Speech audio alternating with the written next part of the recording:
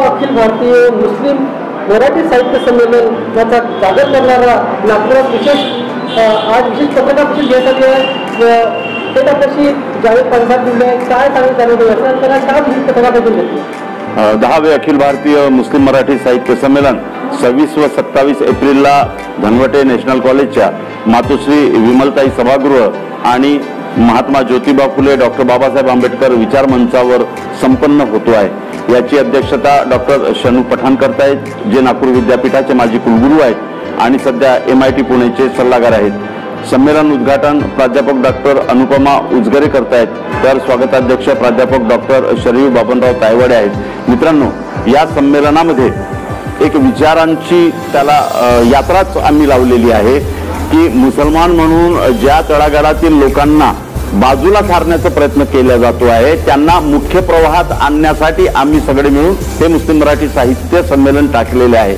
शेवटी मुसलमान म्हणून आमच्या बाजूला राहणारा हा माणूस, भारतीय माणूस, महाराष्ट्रातील माणूस जगतो तरी कसा, त्याची भावना कशी आहेत, तो म्हणजे दैनंदिन जीवनात त्याचे हिंदूंशी कसे संबंध आहेत, आंबेडकरी समाजाशी कसे संबंध आहेत, आदिवासींशी संबंध कसे आहेत, कुणबी, माली, तेली, कुंभार, वडार यांच्या बाजूला राहणारा हा मुसलमान खरंच औरंगजेब बाबरची औलाद आहे का, की तोही यांच्यासारखा कष्टकरी आहे, या सगळ्यांची माहिती या मुस्लिम मराठी साहित्य संमेलनामध्ये आम्ही देणार आहोत. परत मुसलमानांच्या बाबतीत संघ सारखी संघटना किंवा कट्टरपंथी लोक ज्या बातम्या पसरवतात, भ्रम पसरवतात, त्याला सुद्धा उत्तर आम्ही या संमेलनामध्ये देणार आहोत की आम्ही औरंगजेब बाबरचे औलाद नसून आम्ही महाराष्ट्राच्या मातीमध्ये नाड गाडलेले मराठी मुसलमान आहोत. आम्ही शेतकरी मुसलमान आहोत, आम्ही हरहुन्नरी कलावंत मुसलमान आहोत, आम्ही कारागीर मुसलमान आहोत, आम्ही श्रम करणारे मुसलमान आहोत. म्हणून आमचा रक्त संबंध भावबंधनाचा हा OBC समाजाशी आहे, हा दलित समाजाशी आहे, हा आदिवासी समाजाशी आहे. परंतु जी दुफडी आज महाराष्ट्रामध्ये माजवल्या गेलेली आहे त्याला उत्तर देण्यासाठी साहित्याशिवाय दुसरा कोणताही पर्याय नाही. महात्मा ज्योतिबा फुले, शाहू महाराज, डॉक्टर बाबासाहेब आंबेडकर, विद्रोही साहित्याची आमची परंपरा आणि वसा आहे.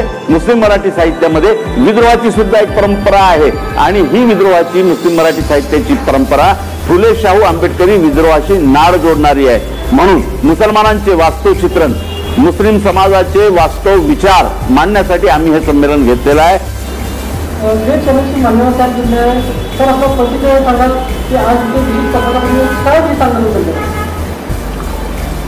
हे जे 10वे अखिल भारतीय मुस्लिम मराठी साहित्य संमेलन आहे नागपूरला,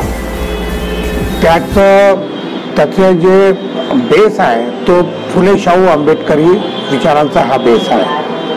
जरी हे साहित्य संमेलन मुस्लिम मराठी साहित्य संमेलन जरी म्हटलं तरी या संमेलनामध्ये हे जे तुम्ही जी ज्या प्रमुख पाहुणे, उद्घाटक किंवा इथले जे मुख्य लोक आहेत जे आपण बोलावले आहेत बाहेर गावून किंवा इथनं, हे सर्व फक्त मुस्लिम नाही आहे, याच्यामध्ये सर्व समाजाचे लोक आहेत जे फुले, शाहू, आंबेडकर विचाराला मानतात.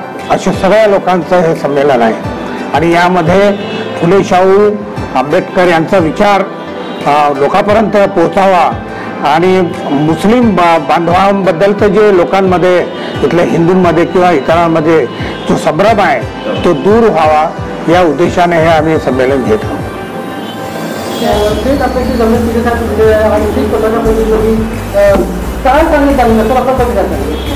मी प्राध्यापक डॉक्टर रमेश पिसे या 10व्या अखिल भारतीय मुस्लिम मराठी साहित्य संमेलनाच्या संयोजकांपैकी एक आहे आणि हे जे संमेलन आहेत हे केवळ मुस्लिम साहित्य संमेलन नाही आहेत, तर या देशाच्या स्वातंत्र्यापासून तर आज हा देश अबाधित ठेवण्यापर्यंत ज्या मुस्लिम बांधवांनी भारतीयत्व वारंवार सिद्ध केलं आहे त्यांच्या भावना सर्व जनसामान्यांपर्यंत जाव्यात, बहुजनांपर्यंत, सर्वजनांपर्यंत जाव्यात. खास करून नागपूरमध्ये हे संमेलन आहेत. वेगळं सांगण्याची गरज नाही आहे की भारत देशामध्ये जिकडे कुठेही कोणतंही वारं वाहत असेल तर त्याची सुरुवात ही नागपूरच्या कोणत्या ना कोणत्या कोपऱ्यामधनं होतं. मग ते रेशीमबाग असेल किंवा आमचा मोठा ताजबाग असेल किंवा दीक्षाभूमी असेल किंवा गुरुद्वारे असतील. नागपूर ही खऱ्या अर्थाने बाबासाहेबांना अभिप्रेत असलेल्या सर्व धर्म समभावाचं प्रतीक असलेली ही भूमी आहे. परंतु आपण बघितलं असेल की 98 वर्षानंतर नागपूरमध्ये मध्यंतरीच्या काळामध्ये जो दंगा झाला तो काही सहज नाही झाला, तर तो एक प्रवृत्तीचा भाग आहे. तसाच प्रकार आज आम्ही पाहतोय की या देशामध्ये खऱ्या अर्थाने जर कुठला धर्म अस्तित्वात असेल तर तो बौद्ध धर्म आहे. इथला प्रत्येक माणूस हा बौद्ध विचाराचा आहे, कारण मुळात तो शांतिप्रिय आहे, अमनप्रिय आहेत आणि तेच बुद्धाचं तत्वज्ञान आहे. परंतु त्याला न मानणारी ही प्रवृत्ती जेव्हा डोकं काढतं तर त्यावेळेस बुद्धाला आणि बुद्धाच्या तत्वज्ञानावर आधारित जे विश्वरत्न डॉक्टर बाबासाहेब आंबेडकरांनी आपल्या गुरूंना अभिप्रेत असलेलं जे संविधान निर्माण केलं, महात्मा फुलेंना अभिप्रेत असलेलं, कबीरांना अभिप्रेत असलेलं, तथागतांना अभिप्रेत असलेलं, तर त्या संविधानाला जेव्हा धक्का लावण्याचं काम होत आहे त्या पार्श्वभूमीवर हे संमेलन अतिशय महत्त्वाची भूमिका ठेवत आहेत.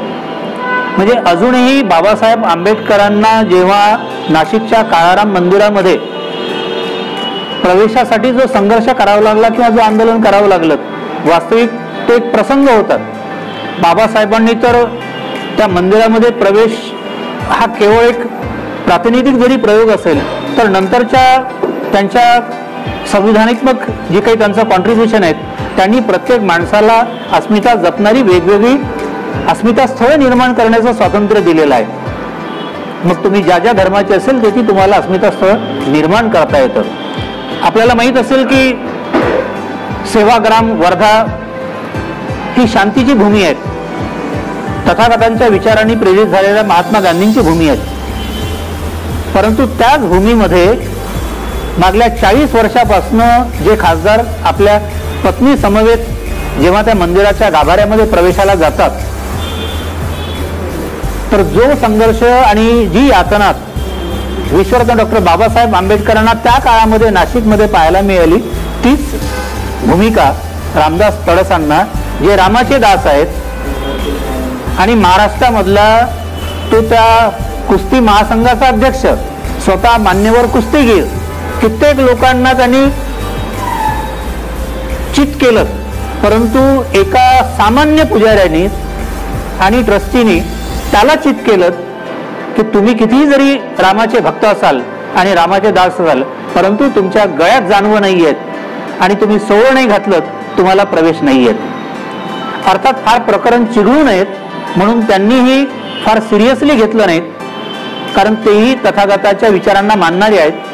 परंतु कळत न कळत कुठेतरी त्यांचाही थोडासा पाय सरकलेला आहे. ते थोडेसे रेशीम बागेकडे जास्त झुकाव असल्यामुळं त्यांनी आपला निषेध सौम्य भाषेत माफ करून देण्याच्या भूमिकेतनं सोडून दिलात. त्या पुजाऱ्यांनी माफी मागितली, ट्रस्टींनी माफी मागितली. परंतु याच महाराष्ट्राच्या भूमीमध्ये जेव्हा त्यांच्या पत्नीचा अवमान होतो तर एक प्रसंग काल परवाला जेव्हा कर्नाटकमध्ये होतो की सीईटीची एक्झाम देणाऱ्या ब्राह्मण विद्यार्थ्यांना, जे हिंदू आहेत ब्राह्मण आहेत, त्यांच्या गळ्यात जाणवं आहेत. तिथला एक्झाम कंट्रोलर म्हणतोय की हे तुम्हाला काढावं लागेल, दिस इज नॉट अलाउड. त्या 3 पैकी एकाने नाही काढलं. त्यांनी जबरदस्तीने सांगितलं की मी काढणार नाही परंतु परीक्षा देईल आणि शेवटी तो कंट्रोलर हतबल झाला, त्यांनी परीक्षा देऊ दिली. परंतु दोघांना मात्र ती भूमिका त्यांनी ठासून सांगितली आणि ते जानवं काढायला लावलं आणि त्यांनी ती कृती केल्यानंतर त्या एक्झाम कंट्रोलरवर कारवाई करण्यात आली. प्रश्न असा आहे की तो ब्राह्मण महासंघाचा पदाधिकाऱ्यांनी ती गोष्ट एवढी सिरियसली घेतली. मग रमेश पिसे जो ओबीसीचा आणि बहुजनांचा प्रतिनिधी आहे, इथे रामदास तडस महत्वाचे नाहीत. महत्वाचं आहेत जे स्वातंत्र्य, समता, बंधुता, सर्व धर्म समभाव बाबासाहेबांनी आम्हाला दिलं त्याचं इथे 100% अंमलबजावणी झाली पाहिजे. म्हणून आम्ही आज त्याचा निषेध कलेक्टर साहेबांच्या मार्फत महाराष्ट्राच्या मुख्यमंत्री आणि जे गृहमंत्री आहेत त्यांना आम्ही ते निवेदन पाठवलं आहे. की आपण अशा गोष्टी पुन्हा होऊ देऊ नका. भिडे काही बघतो, महात्मा फुलेंसारख्या विचारांच्या त्या समर्थकांना आणि त्यांच्या त्या कला प्रदर्शनीला आम्ही अडथळे निर्माण करतो आणि त्याला सरेआम आम्ही जर समर्थन करत असू तर ही एकेरी भूमिका संविधानाची शपथ घेऊन तुम्ही महाराष्ट्राची आणि केंद्राची सत्ता उपभोगणाऱ्या त्या प्रवृत्तीच्या लोकांनाही शोभत नाहीत. जनता तुम्हाला माफ करणार नाहीत. या निमित्ताने काही ठराव पण आम्ही घेणार आहोत. आपण हे संमेलन यशस्वी करण्यासाठी सहभाग करावा. धन्यवाद.